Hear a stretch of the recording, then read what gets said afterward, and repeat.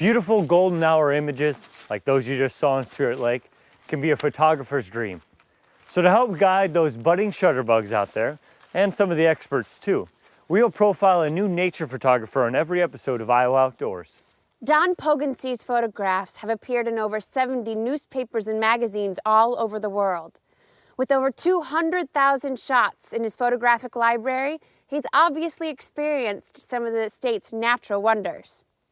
We spent some time with Don at the DeSoto National Wildlife Refuge, which every year becomes a temporary home for over 500,000 migratory birds.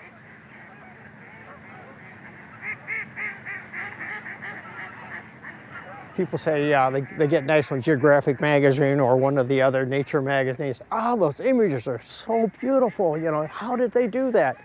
Well, it's time and it's effort, and you might call it a setup shot, but it's still waiting for that species to be there at that particular time. The lighting, you go back often, you know, hour after hour, and yeah, you come up with those scenes. They just don't happen. It takes time and patience, and you're the key, you're the photographer. It takes time, it takes maybe weeks. It takes, you know, sometimes going back over and over and over again to get that image. It doesn't happen the first time out or the 20th time out. It may happen the 21st time.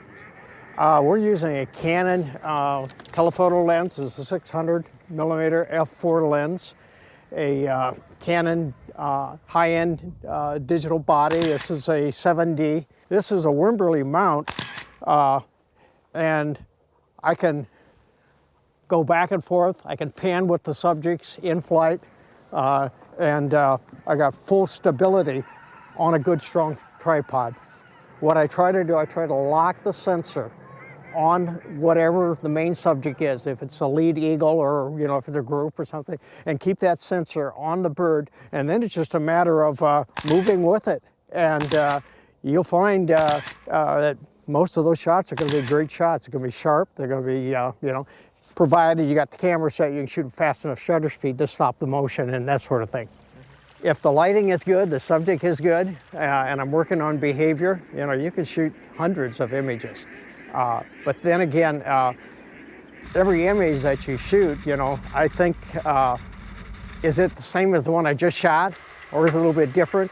Or how many hours am I going to sit on my computer at home and work on 3,000 images of the same thing? You know, Iowa has a lot of wildlife. You know, we have a lot of white-tailed deer, we have a lot of turkeys, we're, you know, right in the middle of a migration route with the Missouri River migration pattern, the Mississippi River patterns.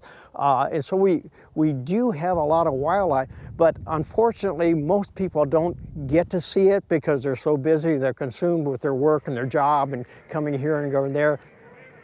Photographers like Don Poggensee have rediscovered DeSoto after a down migratory cycle for the famous oxbow of the Missouri River, and a renewed focus on wetland management. We're working on this year is a wetland restoration plan to increase the numbers of wetland acres on the refuge. Migratory habitat means food, cover and water. In order to produce the food, such as what we're standing in here, it's a lot of annual plants, which requires disturbance. So in many cases, we'll dry this wetland up in the summertime and disc it.